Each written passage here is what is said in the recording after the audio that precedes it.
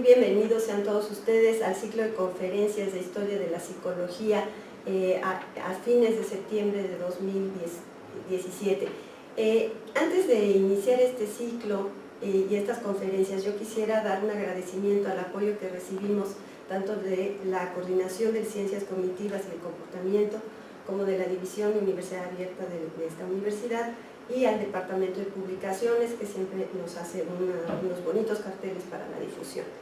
Bueno, quiero también comentarles que organizamos este ciclo de conferencias, los profesores que participamos en el Seminario de Historia y Filosofía de la Psicología.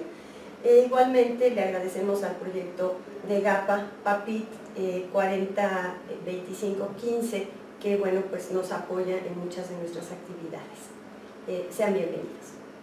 Buenos días, sean bienvenidos a este ciclo de conferencias Historia de la Psicología que organiza la División del Sistema de Universidad Abierta de la Facultad de Psicología en el área de Ciencias Cognitivas y del Comportamiento, conjuntamente con el Seminario de Historia y Filosofía de la Psicología y el proyecto de investigación e indagaciones cognitivas acerca de la enseñanza de la filosofía y de la ciencia.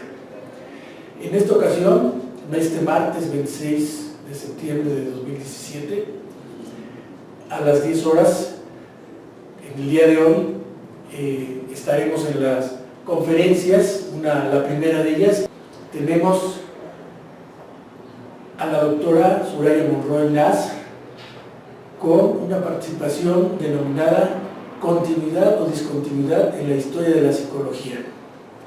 La doctora Soraya Monroy Nasr es profesor titular C de la Facultad de Psicología de la UNAM, PRI-DD de la UNAM, miembro del SNI, nivel 2, realizó la maestría en Filosofía en la Universidad Federal de Río de Janeiro, Brasil, y el doctorado en Filosofía con mención honorífica de la Facultad de Filosofía y Letras de la UNAM, Research Fellow of Center of Philosophy and History of Science en Boston University.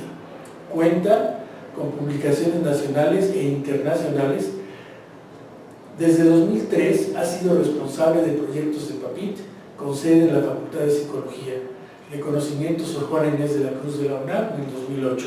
Con ustedes la doctora Soraya Monroy Nasr. Bienvenidos a esta conferencia, Continuidad o Discontinuidad en la Historia de la Psicología. Nosotros hemos tratado de discutir en este ciclo de conferencias, de presentarles a ustedes algunos de los temas que nos parecen relevantes, que son parte del programa, pero que en el programa no nos da a veces tiempo de desarrollar de la manera amplia en que tal vez lo necesitamos hacer y que más nos gustaría. Bueno, yo quiero dar inicio comentándoles que la mayor parte de los libros dedicados a la historia de la psicología inician remontándose a la filosofía de los antiguos, a los griegos, a Aristóteles, Platón. Bueno, en esta asignatura hemos adoptado una estrategia diferente y quisiera enfatizar y desarrollar un poco cuál es esta estrategia, cuál es esta perspectiva con la que nosotros abordamos la historia de la psicología y por qué lo hacemos.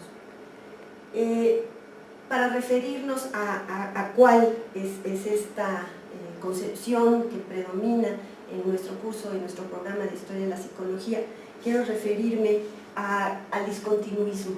¡Ay! Nos hemos adelantado.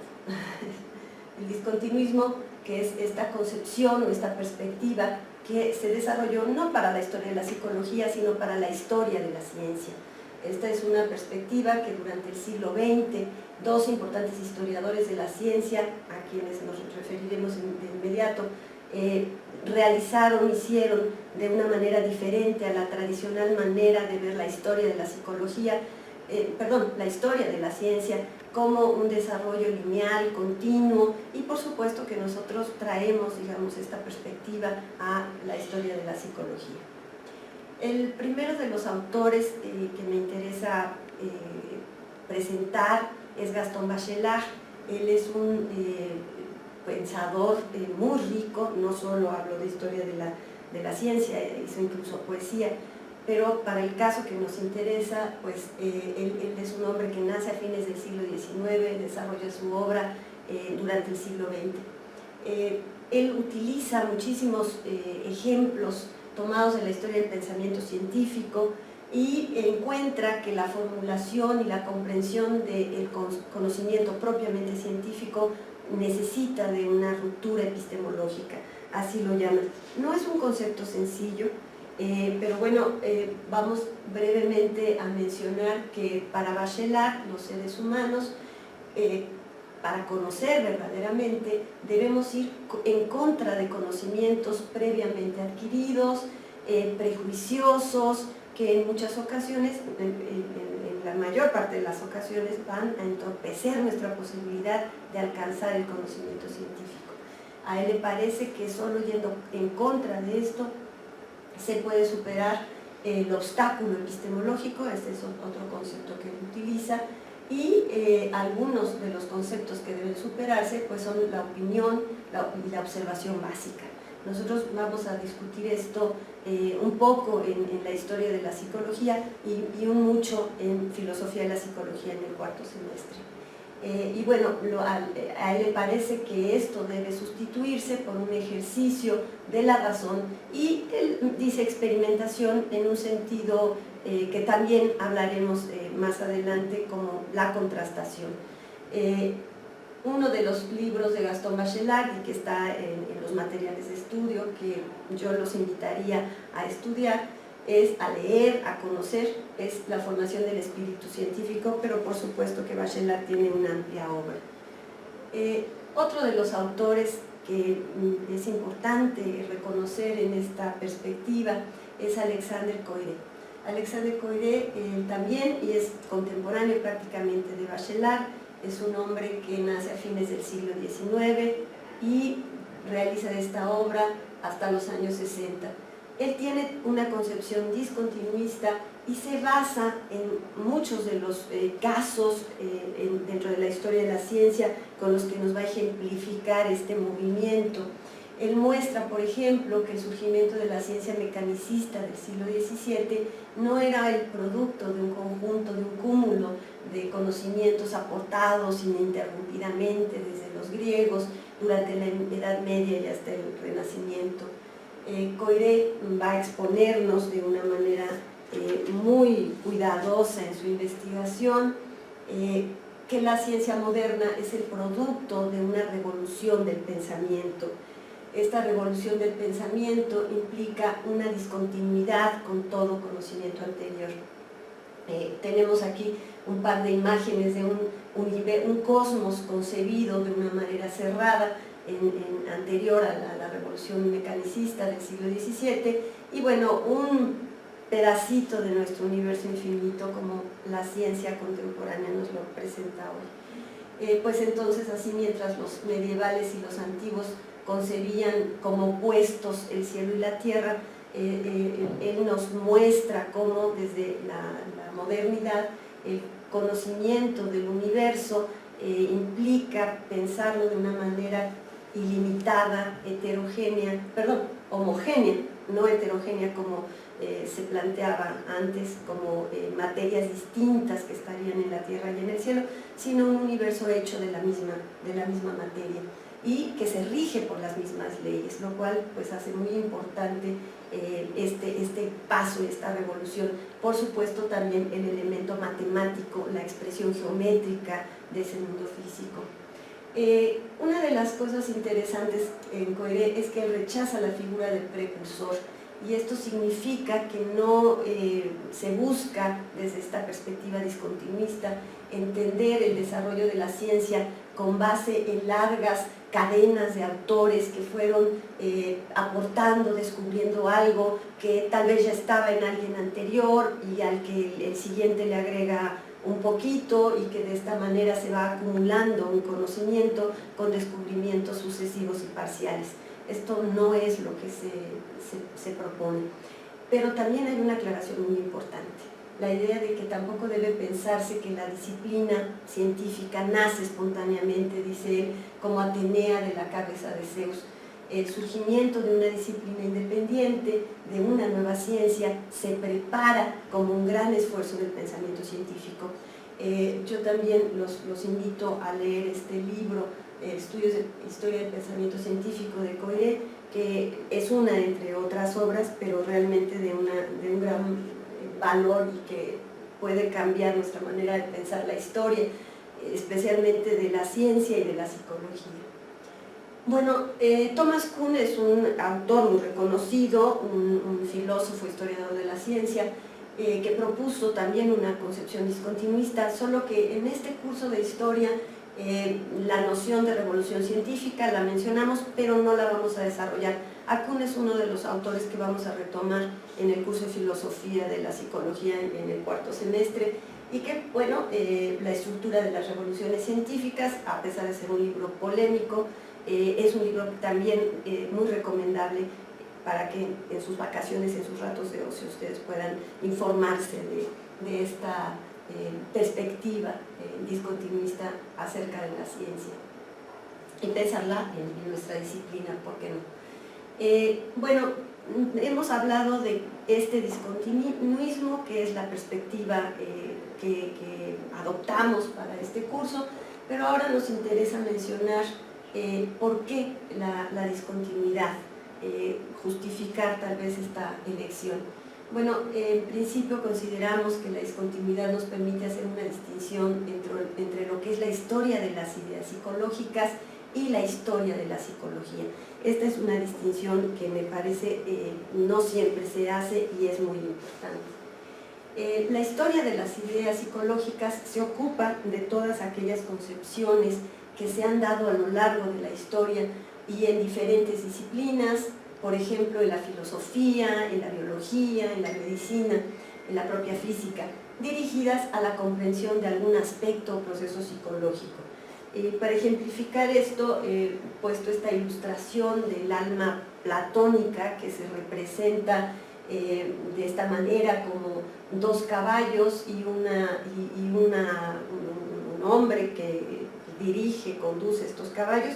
La idea es que el alma tiene tres partes: una parte, por supuesto, racional, que es la que dirige, una parte irascible, así la llaman, y es un caballo bueno que nos puede ayudar a ir por medio de la voluntad, del valor, de la fortaleza, hacia ese conocimiento, ese bien que es algo muy importante para Platón y para el alma racional. Y luego hay un caballo, me imagino que es este, que se le ve menos dócil, es un caballo malo que nos remite al mundo sensible, al mundo de los deseos sexuales y no solo a los apetitos, tanto de la comida como de la fama, como de la riqueza, bueno, como lo que después vendremos a conocer como los 7 pecados capitales o algo parecido.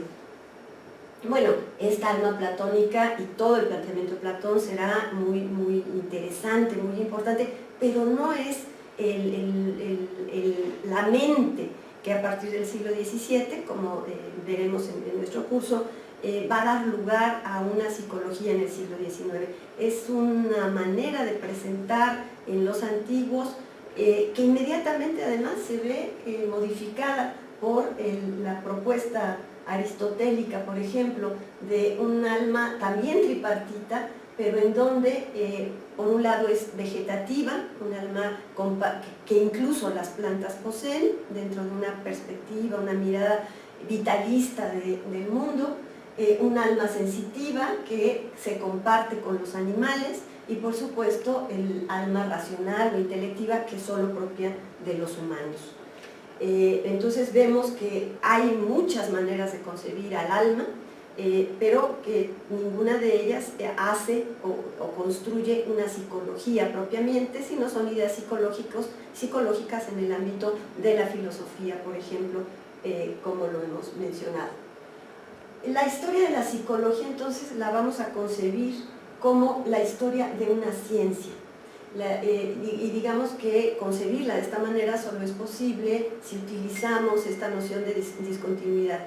Si nosotros nos planteamos que hay una ruptura, una transformación entre las ideas psicológicas que estuvieran presentes en disciplinas como la filosofía y una disciplina independiente que surge a partir del siglo XIX.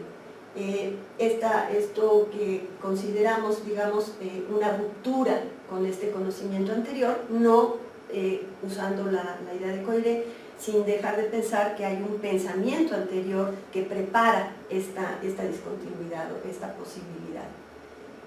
Entonces nosotros utilizamos algunos textos que hemos elaborado porque no encontramos en los libros que usualmente se utilizarían para la historia de la psicología, con algunas de estas ideas, con el desarrollo de una bibliografía que nos parece importante que sea el mínimo que nuestros estudiantes en el primer semestre conozcan. La noción de discontinuidad es difícil de comprender, no solo para los estudiantes, hay otros, digamos, a veces los profesores que no se han formado dentro de estas ideas llegan a tener pues alguna resistencia o duda y se sigue de alguna manera promoviendo pues esta larga historia de la psicología como si hubiera un desarrollo lineal desde la antigüedad.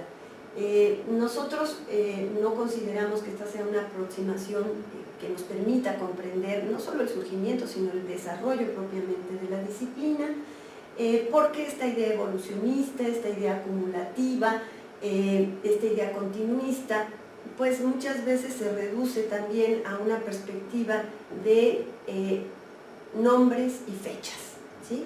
Como si de esa manera pudiéramos reconstruir la historia de la disciplina. Y pensamos que eso no favorece la comprensión que la historia de la psicología nos permite tener, no solo por tener una cultura psicológica, sino para comprender el propio desarrollo de todo lo que después serán estas tradiciones y campos que en la formación de nuestros estudiantes.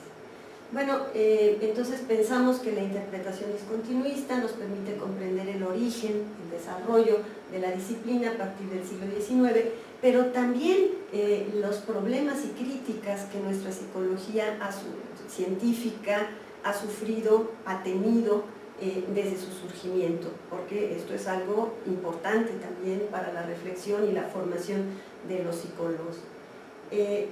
A modo de conclusión, quisiera solamente mencionar que durante siglos las ideas sobre lo psicológico se investigaron y se discutieron principalmente en el contexto de la filosofía, con el advenimiento de la ciencia moderna, los siglos XVI y XVII, y el desarrollo de métodos y técnicas propios de las ciencias naturales en los siglos XVII y XVIII, los científicos que venían de campos diferentes, como de la biología, de la fisiología, físicos, médicos, intentaron aplicar estas herramientas al estudio de la realidad psicológica.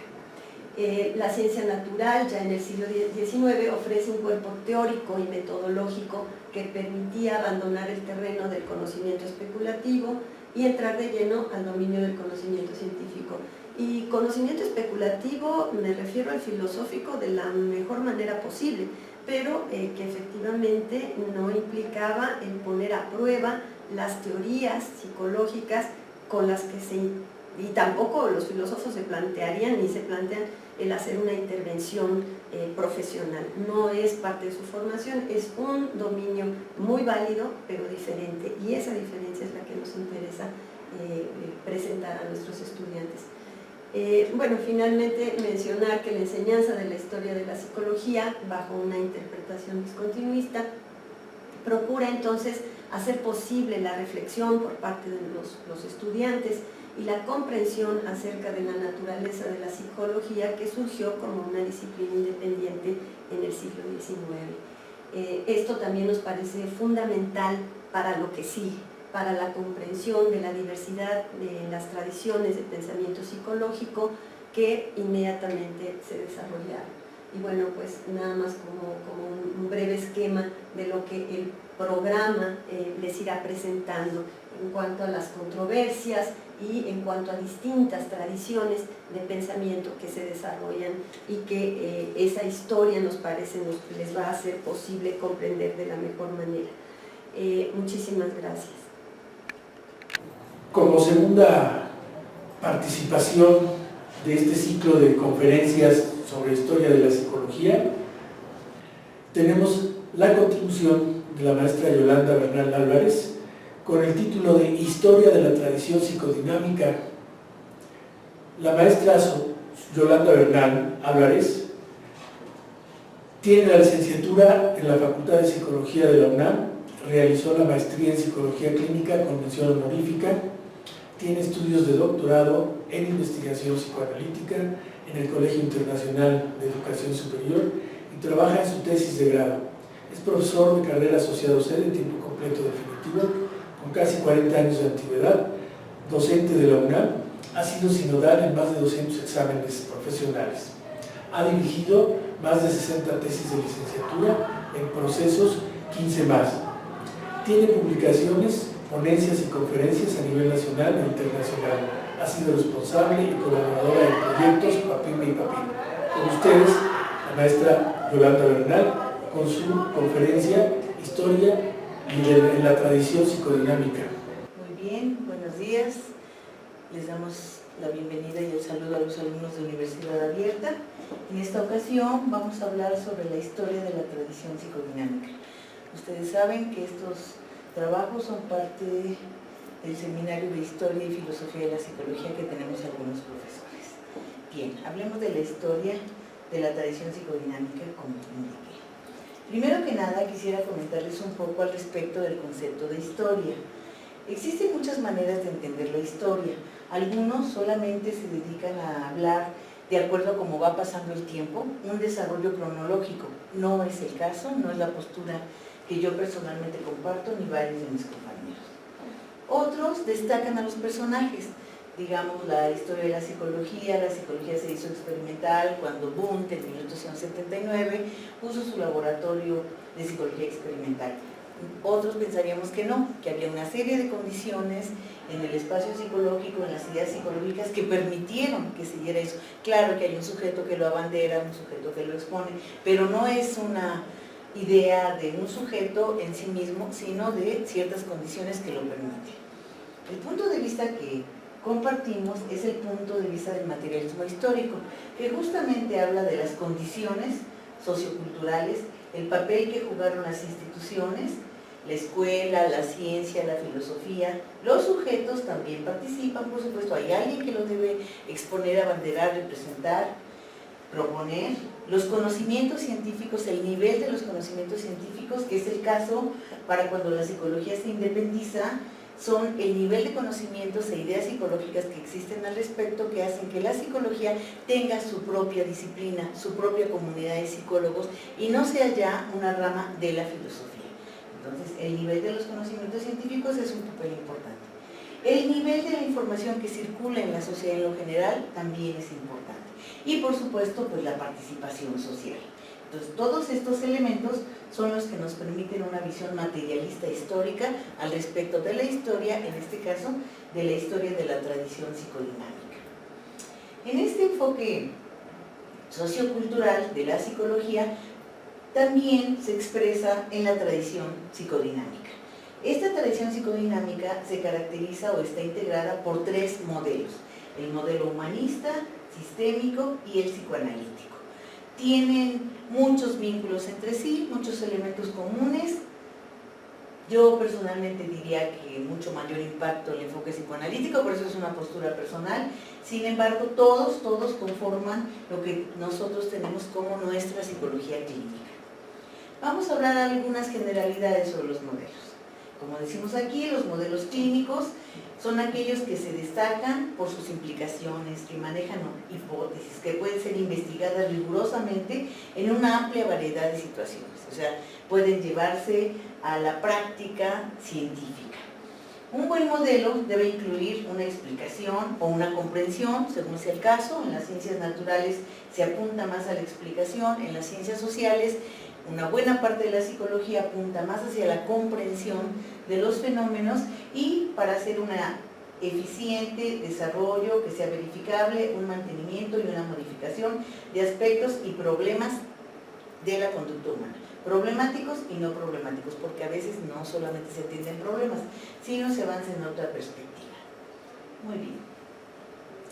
Estos modelos, el humanista, el sistémico y el psicoanalítico, tienen elementos en común, pero presentan a su vez algunas diferencias y algunas particularidades.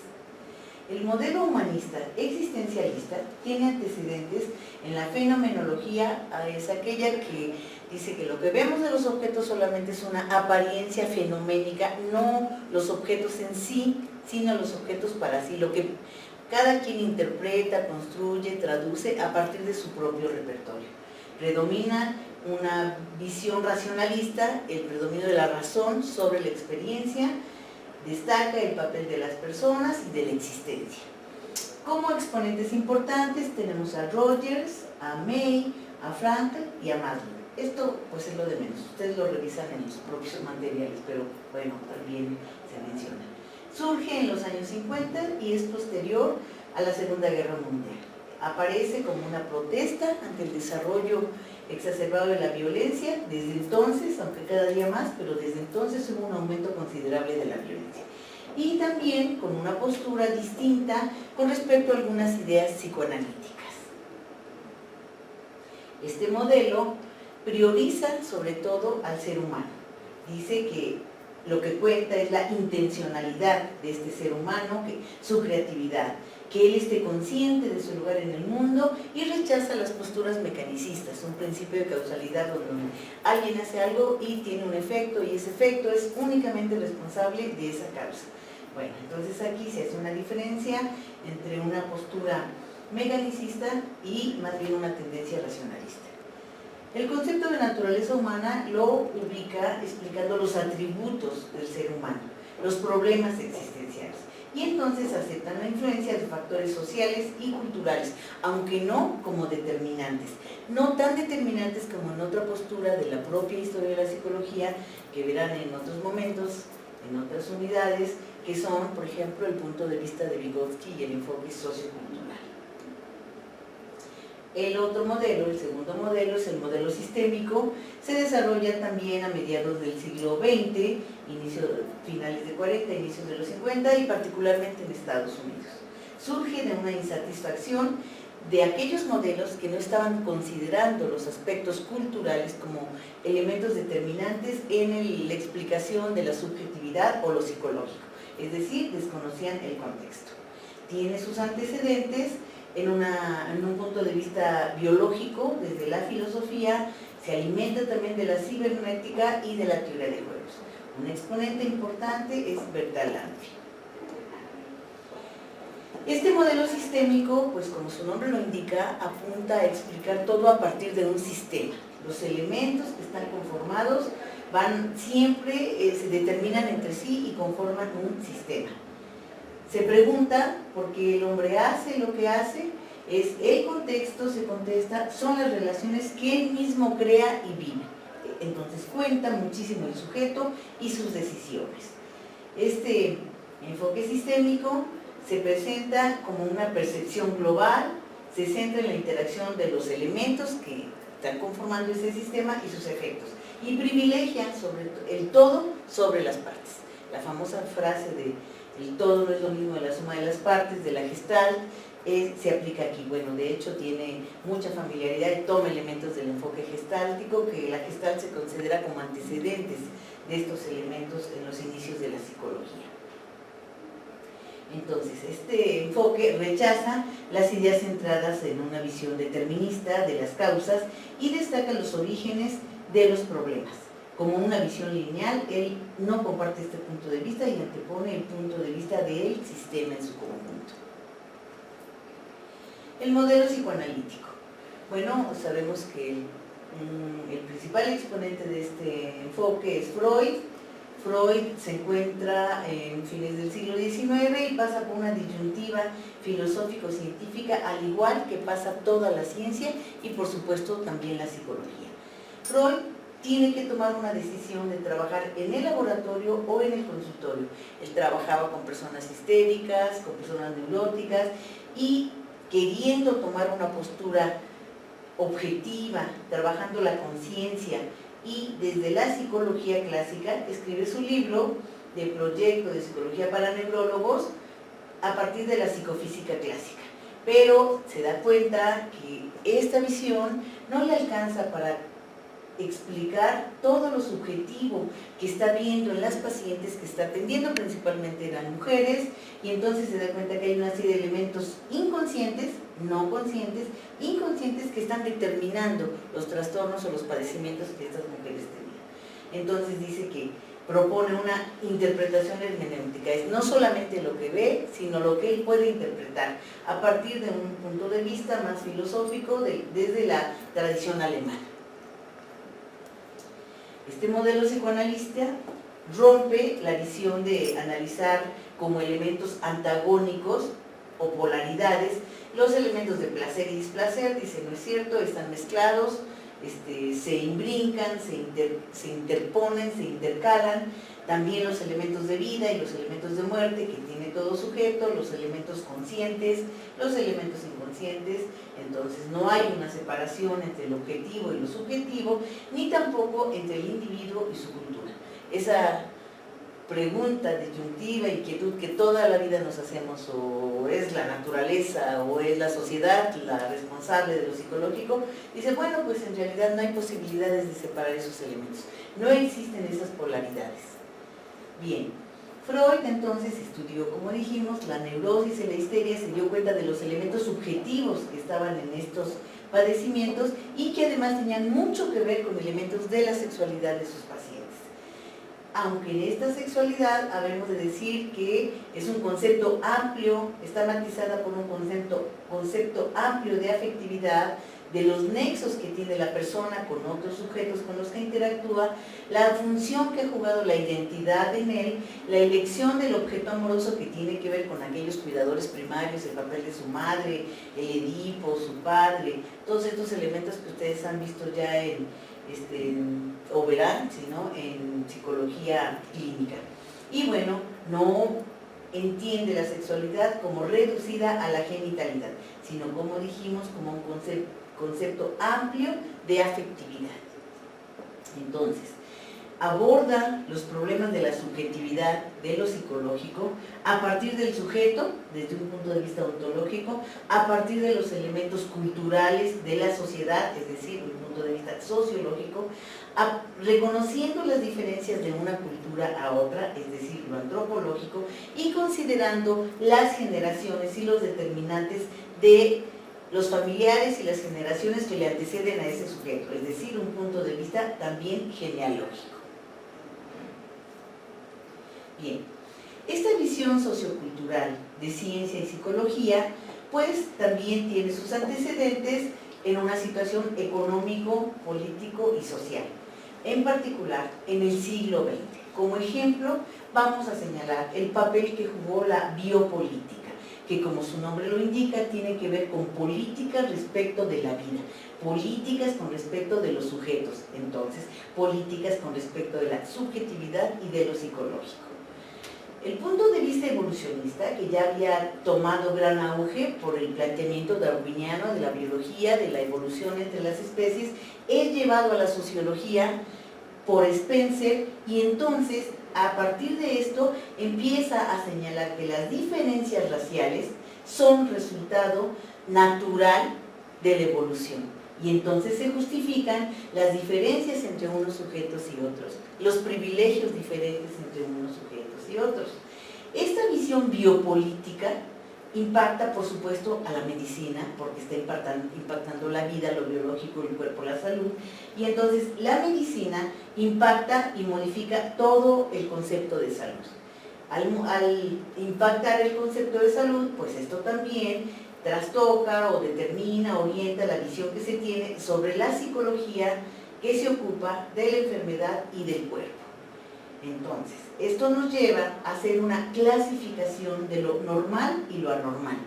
En la psicología clínica tiene un gran impacto y como resultado de ello se lleva a generar instrumentos que den cuenta de qué es normal y qué es anormal. Este punto de vista puede ser muy criticado porque hay quienes plantean de ¿Quién tiene la autoridad moral, social, cultural, científica, política, etcétera, para decir hasta dónde llega lo normal y dónde empieza lo patológico? Si el planteamiento central es que no existen límites perfectamente claros y la psicología clínica da cuenta de ello. Entonces, se generan estos instrumentos y muchos otros para medir una biometrización, una medición de lo biológico, de las características psíquicas, psicológicos, que da como resultado toda la teoría psicométrica, toda la tendencia psicométrica, que tiene muchísimo auge en psicología. Esto quiere decir que se van a considerar los aspectos de teoría, método y técnica. Sin embargo, la visión psicométrica privilegia los aspectos de técnica y método sobre los aspectos teóricos. Tenemos así entonces casos en donde se explican los celos en la pareja a partir de aplicar instrumentos y decir cuántos sacaron un puntaje que se reconoce como celosos, cuántos sacaron un puntaje que si predominan los hombres, que si predominan las mujeres, que si más en provincia, que en zonas rurales, pero está haciendo más una descripción biométrica, una descripción sobre las mediciones de cómo se da un proceso, no explicándolo. Entonces se le critica porque en menoscabo de la teoría se privilegian los aspectos metodológicos y técnicos. En contra de esta biometrización y la clasificación de lo psicológico es que la tradición psicológica es allí donde la tradición psicodinámica ubica sus planteamientos, ¿sí? Entonces, esta se caracteriza, a diferencia de la biometrización, la clasificación, la descripción, por una tendencia humanista sociocultural hacia la comprensión. Los principios centrales de cada uno de estos modelos los podríamos resumir de la siguiente manera. El modelo humanista dice, son los sujetos principalmente y su condición humana lo que a mí me va a interesar explicar para entender lo psicológico. Yo necesito conocer, saber, explicar, comprender, no solo describir y medir las emociones, la subjetividad y la racionalidad. Esos son los principios o planteamientos centrales del enfoque humanista.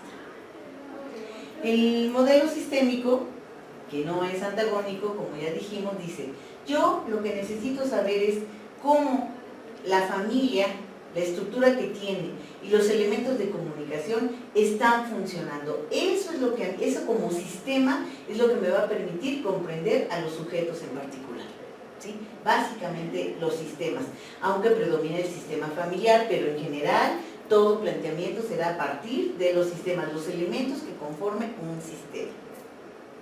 Y por último tenemos el tercer modelo, que ya dijimos, el modelo psicoanalista, que a este dice, a mí lo fundamental que me va a permitir conocer lo psicológico son los determinantes socioafectivos primarios.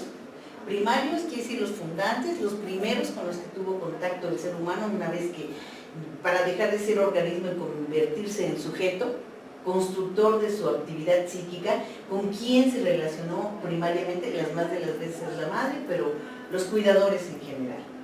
Los determinantes socioculturales, los valores, la moral, el papel que juega el padre, la ley, la familia, la madre, esos determinantes culturales van a ser los que me van a dar cuenta de la situación subjetiva, psicológica de los sujetos. Y los elementos generacionales que entraron en juego, porque estos tienden a repetirse. No solamente se repiten de una cultura a otra, sino fundamentalmente de una generación a otra. Muy bien. Finalmente, diremos que, pues, como vimos, en psicología existen distintos modelos, distintas miradas, diferentes aproximaciones sobre lo que es lo psicológico, sobre cómo entender al sujeto, cómo entender al comportamiento, que si el comportamiento se puede reducir a la conducta, que si el comportamiento puede ser explicado en lo social. Existen diferentes planteamientos, depende del lugar en donde nos coloquemos. No necesariamente las miradas son antagónicas, muchas veces se complementan, aunque sí hay puntos de vista que son inconmensurables o incompatibles.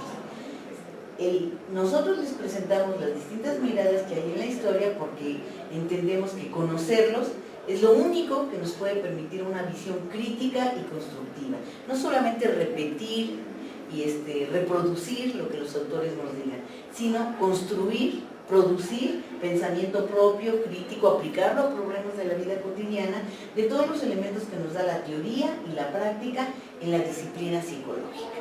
Esa es la razón por la que nosotros les damos los distintos planteamientos. Esperamos con esto construir en ustedes una visión crítica y productiva de la teoría y la práctica de esta disciplina psicológica. Muchas gracias.